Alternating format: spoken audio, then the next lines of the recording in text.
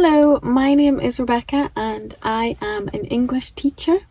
So my videos are based off of Comprehensible input, which is a approach where I talk, you know the context, and naturally you will pick up English words, okay? So it's not direct teaching. I'm not directly teaching a grammar structure or vocabulary.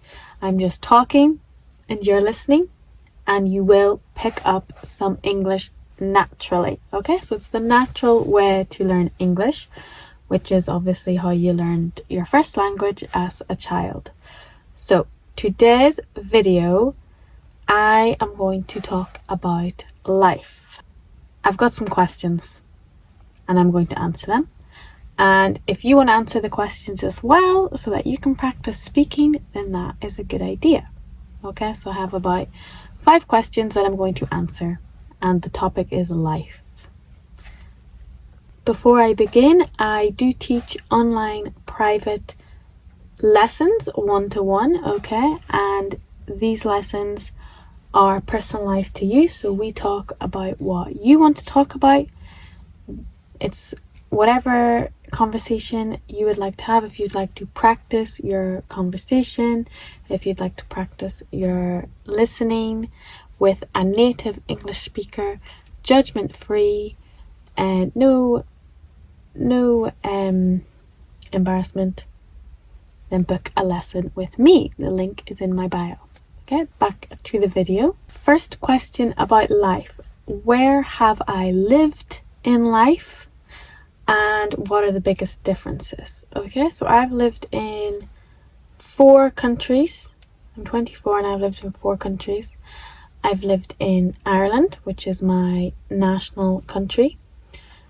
I have lived in Northern Ireland, which is Ireland but up north. And I have lived in Scotland. And I've lived in Spain, so 4 countries. 3 English-speaking countries, and Spain, obviously they speak Spanish. My childhood was spent in Ireland, so I lived in Ireland from birth until I was 11. Then I went to secondary school or high school when I was 12 in Northern Ireland, so I moved to go to school. I actually went to boarding school, so I lived in school until I was 18, so 11 to 18. For 7 years I lived in Northern Ireland, which is different culture from the south of Ireland where I lived. There's a lot of differences, but that is for another time. And then when I was 18, I went to university in Scotland, where I studied to be a teacher. So I lived in Scotland for 5 years, 18 till I was 23, and I studied to be a teacher, made lots of friends, met my now husband, and became a teacher. And I studied in university for 4 years, and then I taught for 1 year in Scotland. And it was a very difficult year for me because first year of teaching is very difficult, and I had 35-year-olds. They were only little children, and I feel like that was very difficult for me.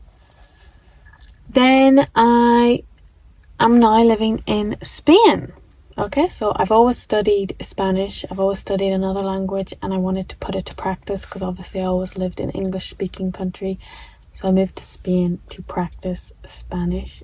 So I understand what it feels like to learn a language, and it's difficult. It's a lot. It is, yeah, I understand the struggles. It's very tiring, it's a lot of work, a lot of listening, and it's obviously learning another language. Languages are very different from your native language. So even English and Spanish, you'd think they're quite similar, but there's still like a lot of differences. You can't translate. What I'm trying to say is you can't directly translate languages, so that's why it's so difficult.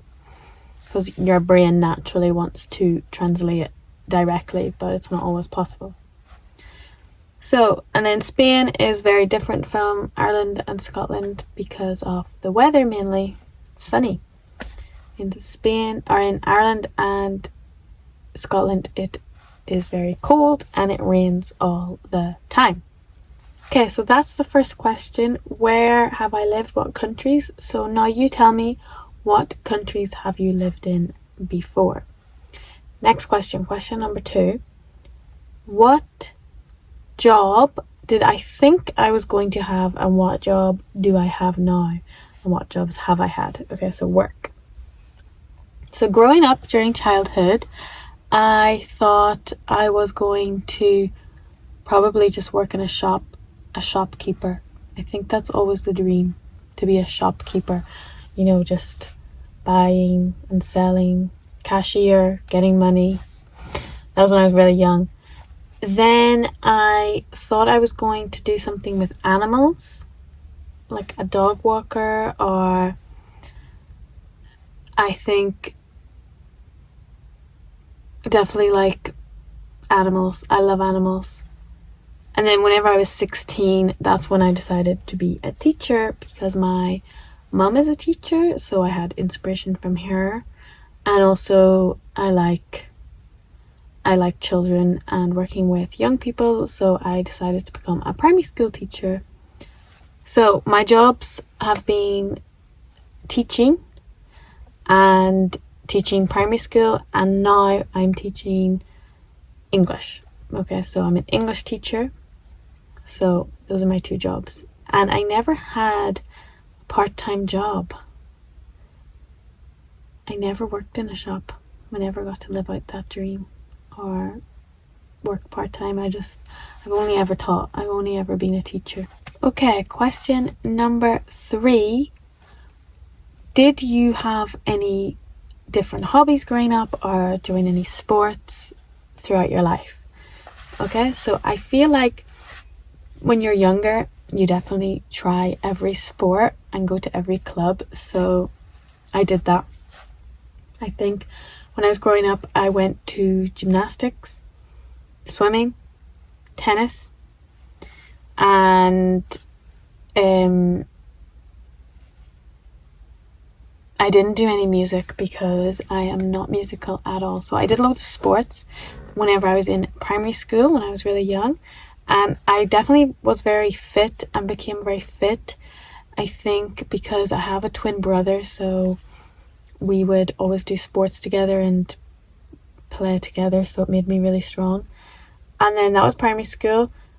And then secondary school, I was really into athletics. So I did running, sprinting, 100 meters, long jump, high jump, all the athletics. And then I did rugby when I was 16 to 18, which is a dangerous sport. My body would become very injured and very bruised, and I don't recommend rugby, especially as a girl. Then I also did, when I went to university, I joined basketball. Random, I think because rugby was outside and it was so cold. You played rugby in the winter in Ireland outside, and I was so cold, so I wanted to do an indoor sport. So I started basketball because basketball is inside and it's smaller and more safe. But I didn't really like basketball that much. And then at the end of university, I did tennis, because tennis is an easier sport, less, difficult on the body. So I enjoyed doing tennis. And now, as an adult, I just go to the gym and I swim. I like to swim in the ocean or in the sea. So at the minute, I just go swimming or I go to the gym. Let me know what hobbies or sports you did growing up and what you do now. So I've done a lot of things. I've tried everything. But at the minute, I enjoy the gym and swimming the most. I love swimming. Next question. What is the most surprising thing that has happened in your life? Okay, that's a really difficult question. The most surprising thing that's happened in my life. So you try and think of something surprising. I feel I'm only 24, so I think the most surprising thing that's happened in my life is getting married. Married young.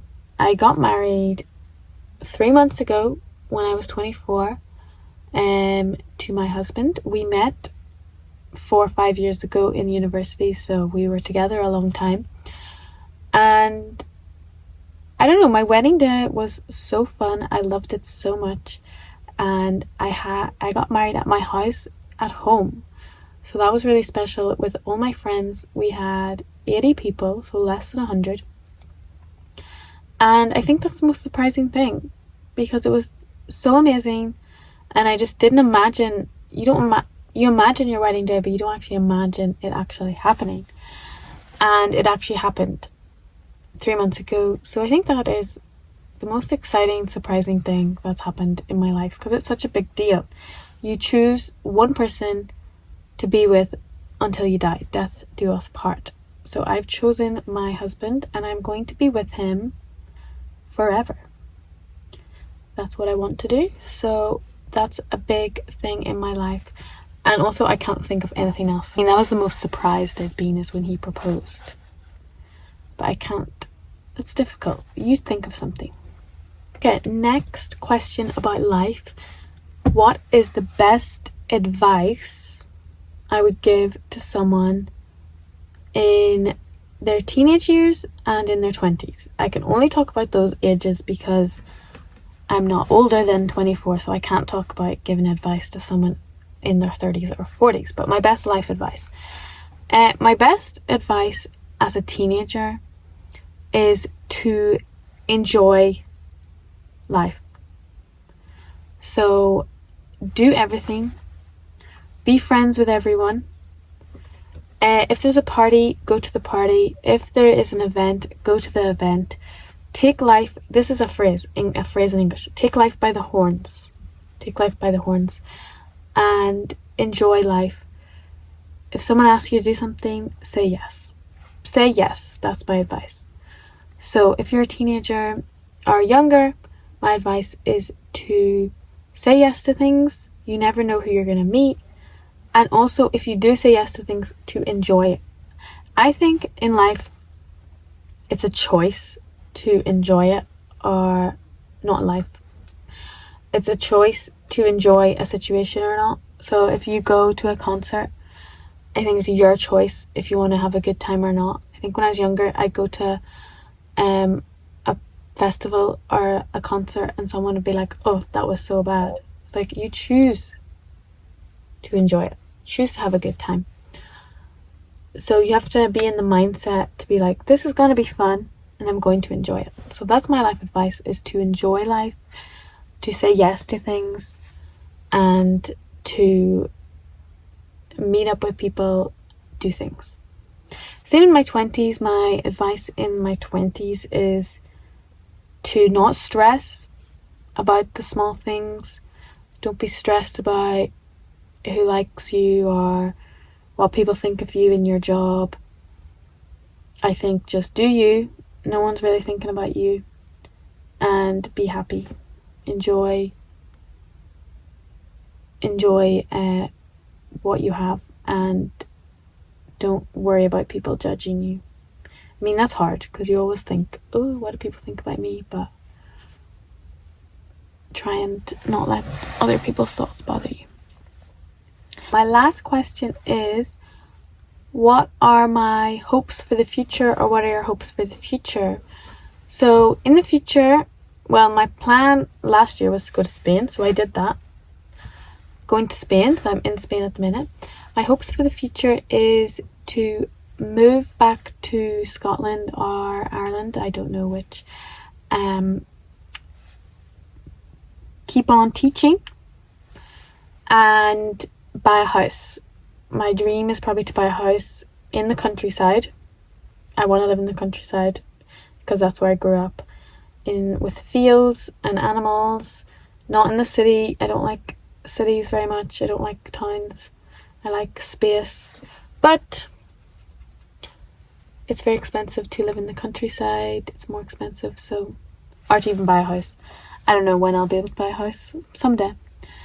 So yeah, let me know, what are your dreams? What are your hopes for the future? So that's the end of my video. Thank you so much for listening to me talk about life, and I hope you learned some English. And also, I want you to answer some of the questions or think in English, okay? So thank you, and remember, if you would like to book a lesson with me, my link is in the bio below. So see you later. I'm just at the beach at the moment and it is so peaceful. Listen to that. The waves are crashing. The waves are crashing onto the sand. So here we have the sand, and behind me is the town with the houses and the palm trees. And look at the sky. It's so beautiful. What a beautiful sky with the clouds.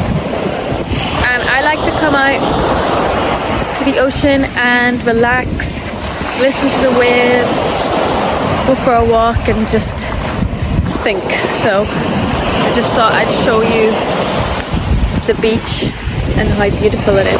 Now it is about, I'm wearing a wee blanket, it's about 17 degrees. Oh, look at that. There's a shipwreck, a little boat. There's also 3 ships in the ocean and a port this way, a port. So if you live beside the beach, I recommend that you go and walk and just listen to the waves. And if you don't, then you should take a visit to the beach. And if you can't do that, then you should listen to the beach on YouTube because it's so relaxing.